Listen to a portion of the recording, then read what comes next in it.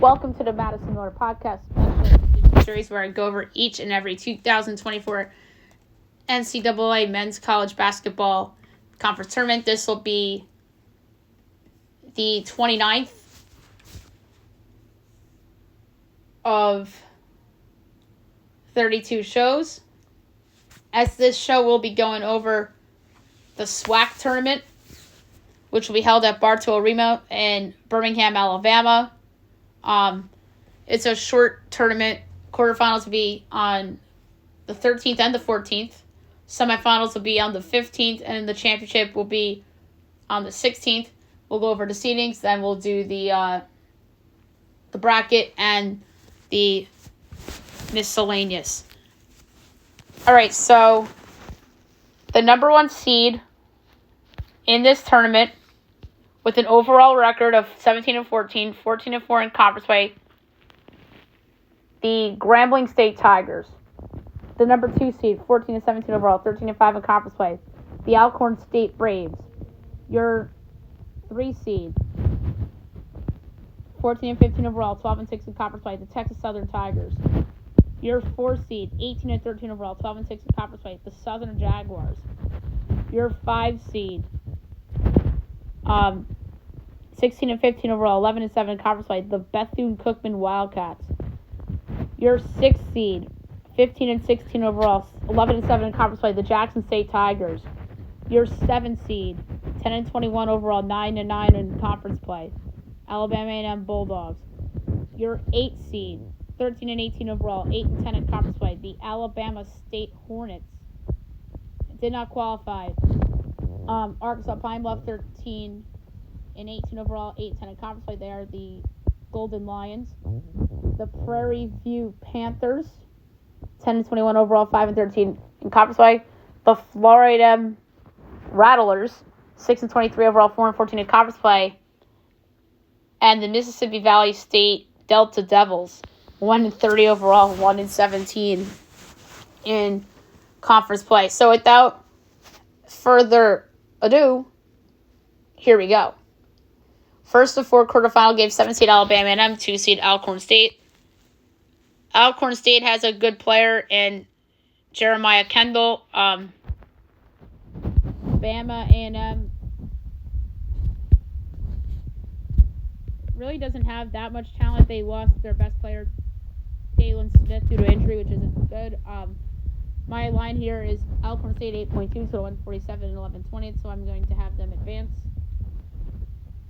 Second of 4 quarterfinal games, and the second of 2 on March 13th. 8-seed Alabama State, 1-seed Grambling. Grambling has a big 3, led by Contavious Dozier. I project them 7F total 136 and 7/10. So I'm going to advance them. Although TJ Madlock is a really good player for Bama State. Third of 4 quarterfinal games, first of 2 on March 14th, 6-seed Jackson State, 3-seed Texas Southern. Jackson State has a lot of talent on their roster. They have a really good player in Ken Evans Jr., averaging almost 19 a game. Texas Southern has a good player in PJ Henry, but I actually have Texas Southern by a fifth, so 143.5. But I'm actually going to advance Jackson State because they have the best guy on the court in Evans, and I think they have more talent. Last of 4 quarterfinal games, second of 2 on March 14th. 5-seed Bethune-Cookman, 4-seed Southern. Neither of these teams were bad in conference play. Bethune's a deep team. Zion Harmon, who didn't play in the last game. Jacoby Hattie and Deshaun Dyson. And on the other side with Southern, they have the best guy, or they would have had the best guy on the court in Terrion Joseph, but he got hurt. But Brandon Davis step up in his place. I project Southern 3.2 to 141 and forfeit, so I'm going to advance Southern anyway. Semifinals, Friday, March 15th, 4-seed Southern, 1-seed Grambling. The loss of Joseph will hurt him here. I have Grambling 1.3. Dozier and Tremichael Moten lead Grambling to a win into the championship matchup. And then 6-seed Jackson State, 2-seed Alcorn State. You could argue Kendall or Evans Jr. for best guy on the court. Evans Jr. I just think the overall better player. I actually have Jackson State by a fifth in this spot, so I'm going to advance Jackson State. And then in the championship, you have 6-seed Jackson State, 1-seed Grambling. Evans will be the best guy on the court, but I think Grambling is the more balanced team. I project Grambling 1.5, so your winner of the 2024 SWAC tournament, I have the Grambling State Tigers going to the big dance. And they have all the makings to be playing in Dayton. All the makings. Whether it's Norfolk State, they'll play. The Metro Atlantic winner. You could just name a couple. It won't be McNeese. They're too good to be in that game. Maybe not Central Connecticut. They're out.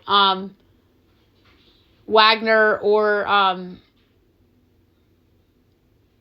Merrimack. Or I think Colgate's too good for that game. But Grambling has all the makings to be a 16 seed in Dayton. Most outstanding player of this tournament, I'm going to say. I'm actually going to go Tremichael Moten over Contavious Dozier. We have a couple CBI candidates here. I think Grambling's one of them if they don't win this tournament. Southern. Maybe Texas Southern, and I think Jackson State is one as well. All right, so who has value to win this tournament? Southern is plus 290, Alcorn is 4-1, Texas Southern is plus 420, Grambling's plus 480, Jackson State's plus 650, Bama State's 11, Bethune's 11, Bama A&M's 25. Jackson State plus 650 is a value play. Getting them over 5-1 is pretty good. Even Grambling at plus 480 is fun, too. I can't believe Southern's the favorite, but here we are. But I'd say Jackson State plus 650 has the most value. All right, coaches. Dante Jackson, I think, has done a good job with Grambling. I think he deserves a better opportunity.